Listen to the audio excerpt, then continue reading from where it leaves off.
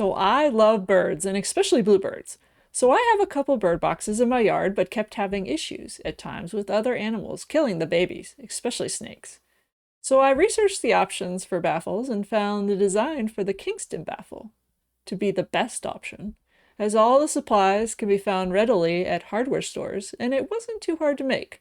So as I was gathering supplies to put another one together, I thought I'd make this video to help others make one for their birds. Alright, here's what you need. A galvanized duct pipe, 8 inches in diameter by 2 feet in length. Some use the black stove pipe, but it's not as rust resistant as the galvanized, so I use the galvanized. You'll need a 1/4 of an inch hardware cloth, though 1/2 an inch will do, though it won't be as protective from smaller snakes. 10 snips for cutting all the metal. 1/2 inch or a 3/4 inch conduit pole. I use 1/2 an inch and it holds up well for bluebird boxes. 2 8-32 machine screws, 2 nuts to fit those screws, and 4 washers. I recommend a hose clamp that fits your pole diameter, otherwise you can use duct tape, but you'll have to replace it often. You'll also need a flathead and a Phillips head screwdriver. You will also need thick gloves, or you will assuredly cut yourself on the sharp metal. This is the duct pipe. And this is the conduit pole. This is the 1/4 inch cardboard cloth. We're going to be cutting about 11 inches, 10-11 inches long, because we're going to be making a 10-inch circle, or an inch out from the duct pipe. I've marked it here with a Sharpie.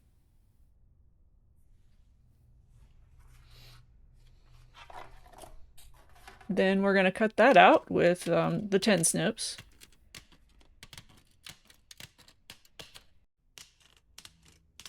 And then we're going to find the center of the circle, and cut like 1/2 inch around it, just enough to fit the pole through. Whatever size pole you've got. Alright, so we're going to do things a little backwards for what I did. I would recommend cutting these slits in the pipe before you put the hardware cloth in. It'll make it a little easier to get it to hold. And then we're going to fit the hardware cloth inside the pipe, making a bowl shape, and then folding the slits down over the cloth to hold it in place. This is probably the trickiest part of the whole project. Just getting it to fit in there properly. But once you get it in there, it should fit pretty good. And then I like to add tape around the edges where it's not quite flush, just to keep any little snakes out. I used aluminum tape here, but duct tape would work temporarily until it wears down. You'll just have to retape it. Then my cat decided to join us while I was getting set up for the next part. These are all the supplies for the next part.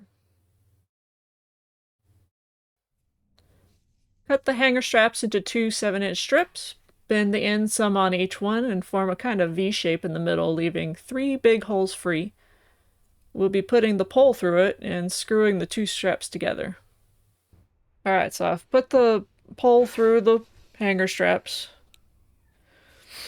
and then put a screw with a washer through the hole, and then put another washer, and then the nut. Now I'm twisting the nut, and I'm going to screw it together. And you're going to do this on both sides.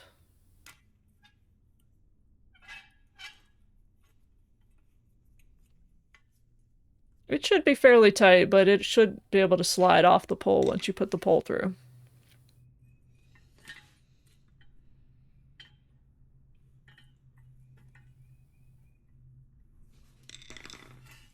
Now once I've got both sides screwed on, slide it off, and then grab the hose clamp and slide that on the pole. You want the bottom of the birdhouse to be about 3 to 4 inches away from the top of the baffle, so you'll have to judge where to put it. I had to raise this one up a few inches afterwards.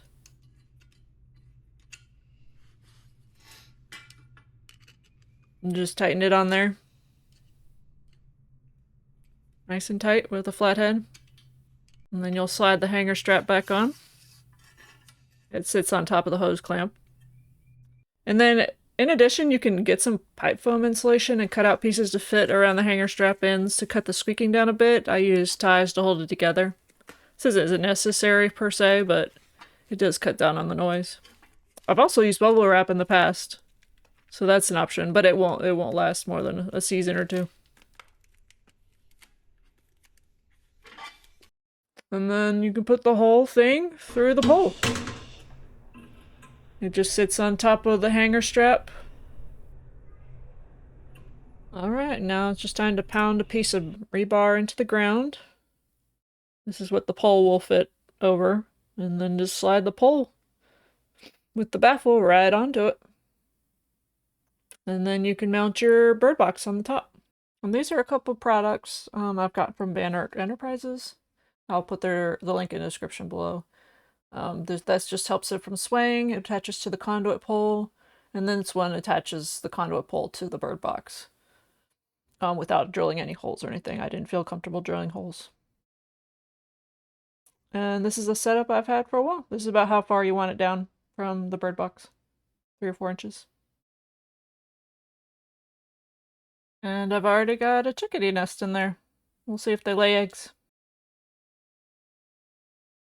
I'm hoping this video was helpful in making a baffle for your bird box. If you need more information, I'd recommend a visit to cialis.org, as they provide more detail on not only baffles, but everything you could think to ask about bluebirds and beyond. I'll provide a link in the description. Until next time!